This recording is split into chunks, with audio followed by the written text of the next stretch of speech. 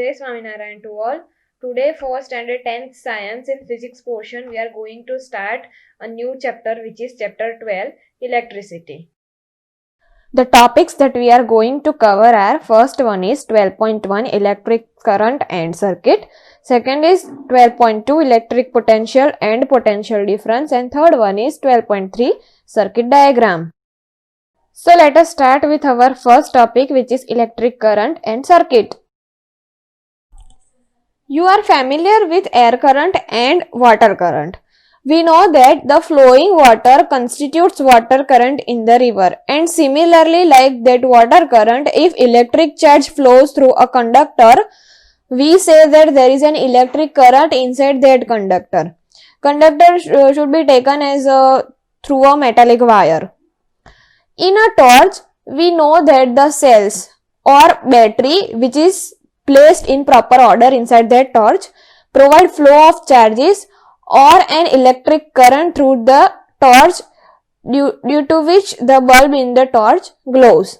We have also seen that the torch gives light only when its switch is on. When switch is off, it does not give us light. What does a switch do? The question arises.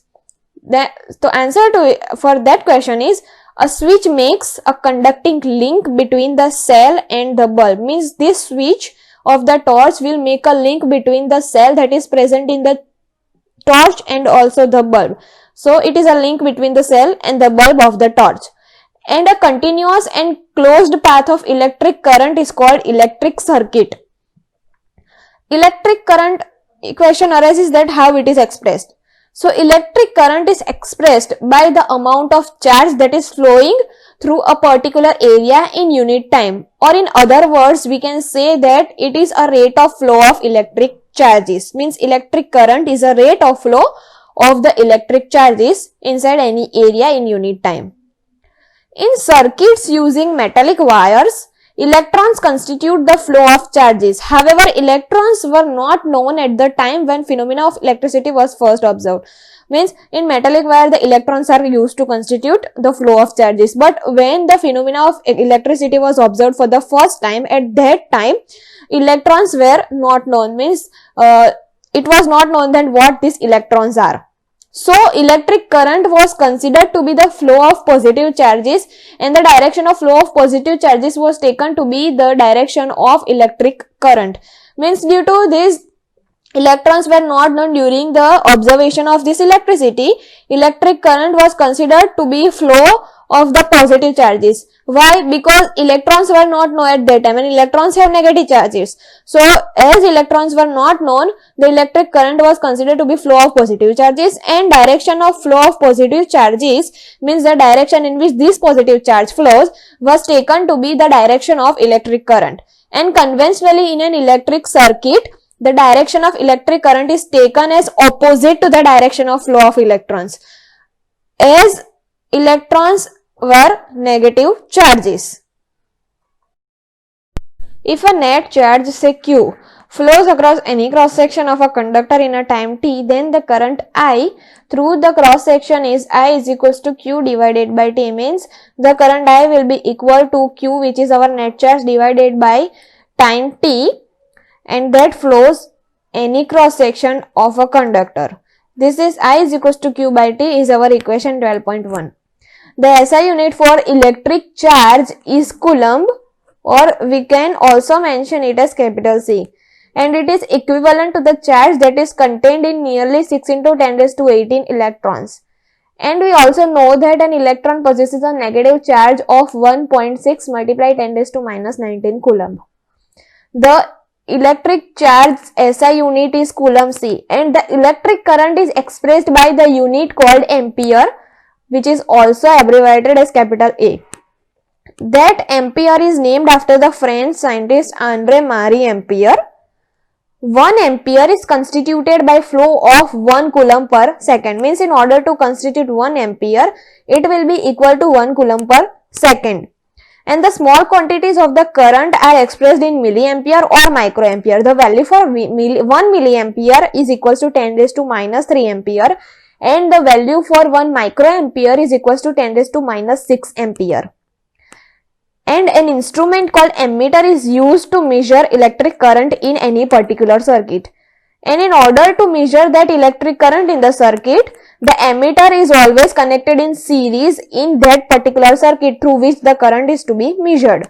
Here you can see figure 12.1, which shows the schematic diagram of typical electric circuit comprising of a cell, an electric bulb, an ammeter and a plug key. In figure, the K represents the plug key, A represents our ammeter, there is a bulb on the top and also a cell. So this is a schematic diagram of any particular circuit in which the ammeter is used to measure the current. Now we will see an example, our example 20.1, according to which a current of 0.5 ampere is drawn by a filament of an electric bulb for 10 minutes. Find the amount of electric charge that flows through the circuit. We have given the value of current as 0.5 ampere and time is given as 10 minutes, which is called 600 seconds. Now from equation 12.1, which is our equation for electric charge, which was I is equals to Q by T. Now in this question we have given the value of I and T, but we have to find the value of Q. So we have I is equals to Q by T. Then if we want to find the value of Q, we have to take the T which is in denominator to left hand side, and when we take T on the left hand side, it will go in multiplication with our current I. So we'll have I into T equals to Q, or we can say Q is equals to I into T. So this we found equation to find out our net charge. So Q is equals to I by T, which is I multiply T, which is equals to 0.5 ampere multiply 600 seconds. And this will give us answer as 300 coulomb. So the value of our electric charge that flows through this circuit is 300 coulomb. So this is our solution for example 12.1. Now we will move to our next topic, which is 12.2, electric potential and potential difference. First, there is a question that what makes the electric charges to flow. In order to understand this, let us consider an analogy of a flowing water. We know that charges do not flow in a copper wire by themselves. Just like water cannot flow perfectly in a horizontal or a flat tube. If one end of the tube is connected to a water tank which is kept at a higher level such that there is a pressure difference between the two ends of this tube, the water flow out of one end of the tube, other end of the tube. For flow of charges in a conducting metallic wire, the gravity of course does not play any role. The electron move only if there is a difference of electric pressure. Means if there is difference in electric pressure, the electron will move. It is called the potential difference along the conductor, and this difference of potential may be produced by a battery which is consisting of one or more electric cells. The chemical action within a cell generates potential difference. Means there is a chemical action within this electric cell which will generate the potential difference across the terminal of these cells even when there is no current drawn from it. And when this cell is connected to a conducting circuit element, the potential difference will set the charges in motion. Means these charges will be flowing due to the potential difference in that conductor and produce the electric current. Means when the charges move, electric current is produced, and these charges moves due to the potential difference. In order to maintain the current in that particular electric circuit, the cell has to expend its chemical energy that is stored inside it. This chemical energy was the energy in the cell which generates the potential difference. So in order to maintain the current in the electric circuit, the cell will expend its chemical energy that is stored inside that cell or terminals of the cell. Now we'll define potential difference. We define the electric potential difference between 2 points in an electric circuit carrying some current as the work done to move a unit charge from one point to other, as potential difference V between the 2 points will be equal to work done per charge. Means the definition of the potential difference between 2 points in an electric circuit is work done per unit charge. We say V is equals to work done W divided by our charge Q, which is our equation 12.2. Also, the SI unit of electric potential difference is volt V, capital V, named after Alessandro Volta, an Italian physicist. 1 volt is potential difference between 2 points in a current carrying conductor when 1 joule of work is done to move a charge of 1 coulomb from one point to another. Means 1 volt will be equal to 1 joule of work done divided by 1 coulomb of our electric charge, which is our equation 12.3. We can also say 1V is equals to 1J, which is used for J is used for joule, into C with C raised to minus 1, which is our value of coulomb. So 1V is equals to 1 joule into coulomb.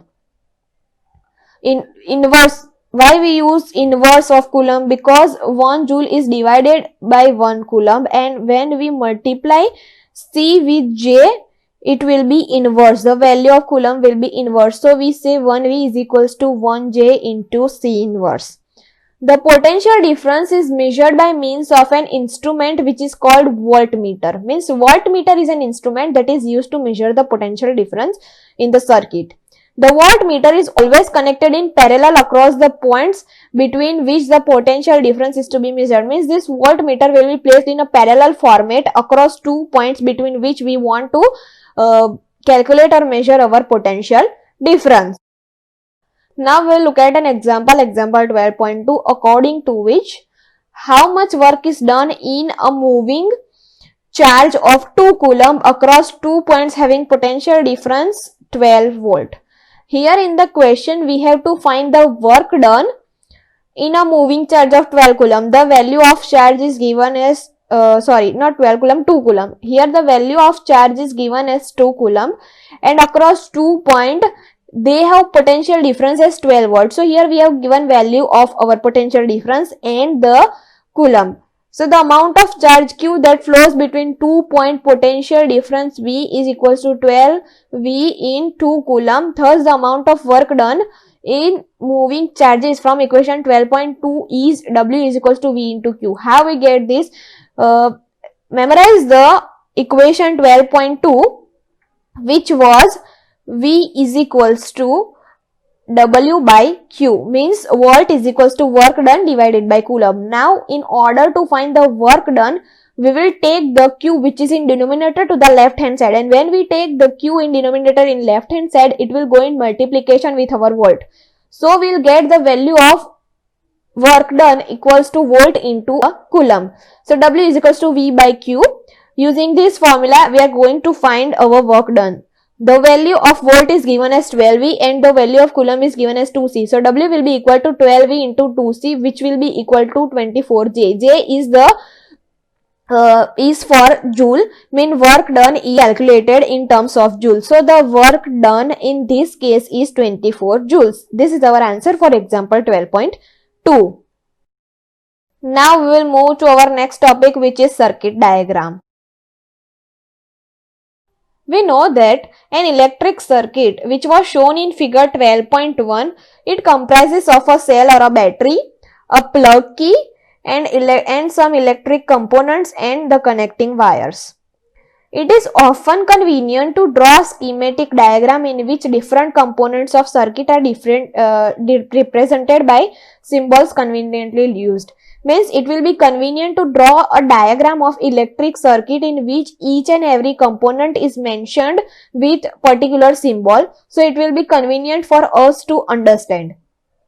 Conventional symbol used to represent some of the most commonly used electric components are given in the table 12.1, which I am going to show you. In this table, there are given the symbols of some commonly used components in a circuit diagram. Means when you prepare any type of circuit diagram, the components that are mentioned in this table are used very commonly in each circuit diagram. So let me go through this table. First one is an electric cell. The symbol for electric cell is shown like this, where there is a positive side and a negative side. Second one is a battery or combination of cells. Here The symbol is for a battery or the combination of one or two or more cells. They also have a positive side and a negative side. So this is a symbol for a battery or combination of cell. Third one is a plug key or a switch which is open.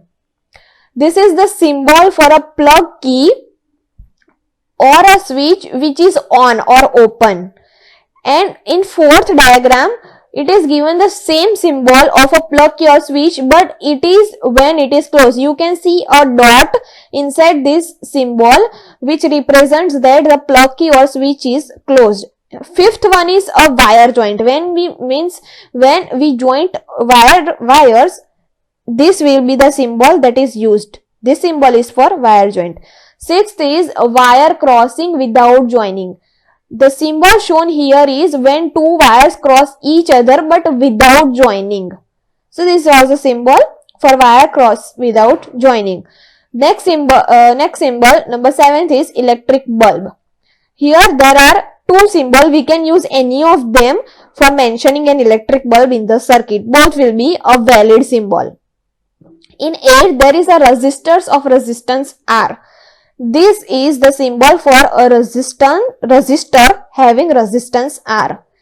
Ninth one is the variable resistance or rheostat. The symbol shown here is used for variable resistance or rheostat. There are two symbols and you can use any of one symbol. Both will be valid. 10th one is ammeter. You can see, you have also seen this symbol in our circuit diagram 12.1 where ammeter was placed in the circuit having the symbol A inside the circle, and it also have positive and negative both sides. So this is the symbol for ammeter. And the 11th one is the symbol for voltmeter, which is same as ammeter, but instead of A, ammeter, voltmeter is placed and it's abbreviated by V. So this is the symbol for voltmeter. It has also positive and negative both sides. So these are the commonly used symbols that you can use in a commonly used components that you can use in a circuit diagram when you are creating one. So that is it for now. We discussed 3 topics in chapter 12, which were 12.1 electric current and circuit, 12.2 electric potential and potential difference, and 12.3 circuit diagram. The remaining topics we will discuss in our next session. Thank you.